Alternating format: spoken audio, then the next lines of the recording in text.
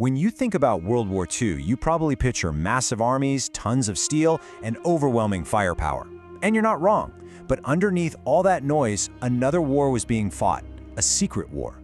This was a battle of wits, of perception, waged by a US Army unit that used creativity as its main weapon. This is the incredible true story of the Ghost Army. It really does sound like a riddle, doesn't it?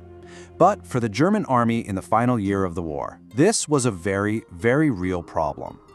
Their scouts would report huge Allied forces. We're talking tens of thousands of men, tanks, artillery, massing for an attack. So the Germans would move their own troops to counter this threat, and then, poof, the Allied army would just vanish, and the real attack would hit somewhere else, miles away. So how on earth did the Allies pull this off?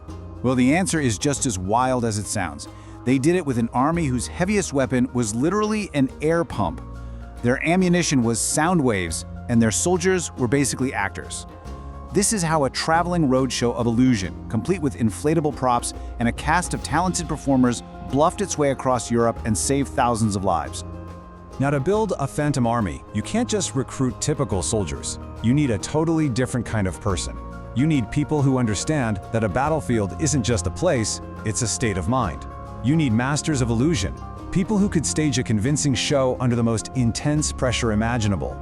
You needed, well, con artists. Officially, their name was about as boring as you can get, the 23rd Headquarters Special Troops. That bland name was probably its own kind of camouflage. But unofficially, they had a much cooler name, the Ghost Army. It was a pretty small unit, only about 1,100 men, and their very existence was one of the biggest secrets of the war. Their whole job wasn't to take ground, but to mess with the enemy's head. So who were these guys? Well, the roster reads less like a military unit and more like the staff of an art school.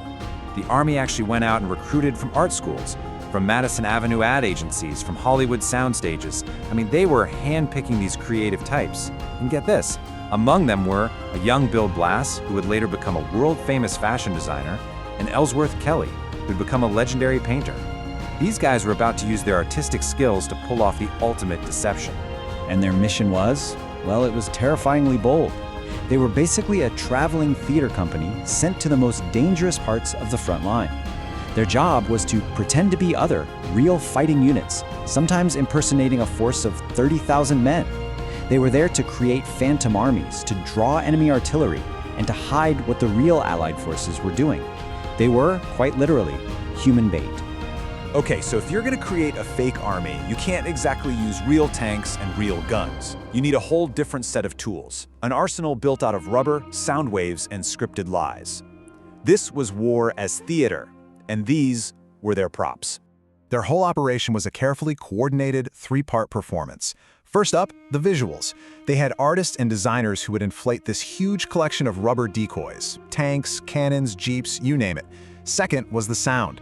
They had a team that would blast these incredibly realistic recordings of troops on the move. And third was radio deception. They had guys who could send out fake Morse code messages, even mimicking the specific sending style of other radio operators to fool enemy intelligence. And their visual trickery was just brilliant. Get this, they had an inflatable Sherman tank that weighed only 93 pounds. 4 guys could literally pick it up and move it. They'd inflate hundreds of these things overnight, so when a German spy plane flew over at dawn, it looked like a massive armored division that just appeared out of nowhere. They'd even drive a real tank around in circles to create the illusion of tire tracks in the mud from a whole column of vehicles. It was pure genius. But seeing is only half the battle, right? You gotta hear it too. Imagine being a German soldier, miles away in the middle of the night. All of a sudden you hear it, the rumble of tanks, the clatter of machinery, the shouts of men, a whole division on the move. They used huge speakers on the back of trucks to blast these recordings, which had been perfectly mixed back at Fort Knox. It was, as one report put it, a symphony of phantom steel, and you could hear it up to 15 miles away. So, with their props and their soundtrack perfected, the Ghost Army took their show on the road, and their stage was the front line of World War II. From Normandy through the Battle of the Bulge, all the way to the final push into Germany, they staged one incredible performance after another, always dangerously close to the enemy. And they were busy. All in all, the Ghost Army conducted 22 major deception operations. Think about that. 22 high-stakes performances where one wrong move, one inflatable tank that deflates at the wrong time could mean disaster, not just for them, but for the real Allied troops they were protecting. And here's where you see the true magic of what they did. This is the power of a force multiplier. A little over 1,000 guys with rubber tanks and speakers could convincingly pretend to be a force of 30,000. They could show up on a weak part of the American line, hold it just by bluffing, and allow a real division to be sent somewhere more important.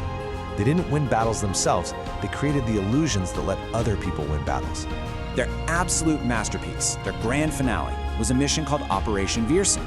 In March 1945, the Allies had to cross the Rhine River. It was a huge, dangerous operation. So to help out, the Ghost Army went 10 miles south and put on their biggest show ever. They set up 600 inflatable vehicles. They had guys wear fake patches and hang out in local towns. For 2 days, they put on this massive performance, drawing German divisions and artillery fire towards them. And it worked. The Germans were looking the wrong way when the real army crossed the Rhine with hardly any resistance. But let's be really clear about something. This was not some safe job in the rear. These men were armed with nothing bigger than a machine gun. Their only defense was their creativity. Their job was to be so convincing that the enemy would shoot at them. As historian Rick Beyer says, it takes a special kind of braveness to want to draw enemy fire when you can't really fire back. It was an act of incredible, unique courage. And all that bravery paid off in the best way possible. Military historians estimate that the Ghost Army's deceptions saved somewhere between 15,000 and 30,000 Allied soldiers' lives. Let that sink in. This small group of 1,100 artists and ad men had the impact of a full infantry division, not by taking lives, but by saving them. So, after the war, you would think these guys would be celebrated as heroes, right? Parades, medals, the whole thing. Well, their story was about to enter its longest and quietest phase. When the war ended, they weren't celebrated. They were told to shut up about it.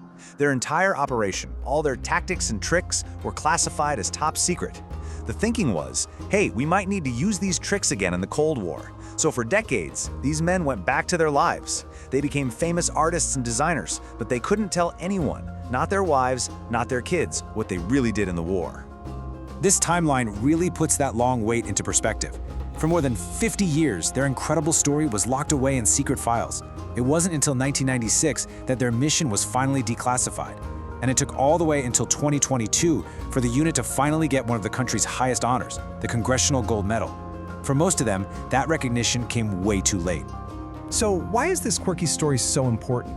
Because it's more than just a cool piece of history. It's this powerful lesson that war is also fought in the mind.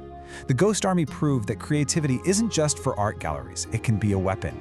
They showed that you can save lives not with more firepower, but with better ideas. In the end, the story of the Ghost Army leaves us with a fascinating question. In the middle of the biggest war in human history, these 1,100 men proved that sometimes the most powerful weapon isn't the one that makes the biggest explosion, but the one that plants a single powerful idea in your enemy's head.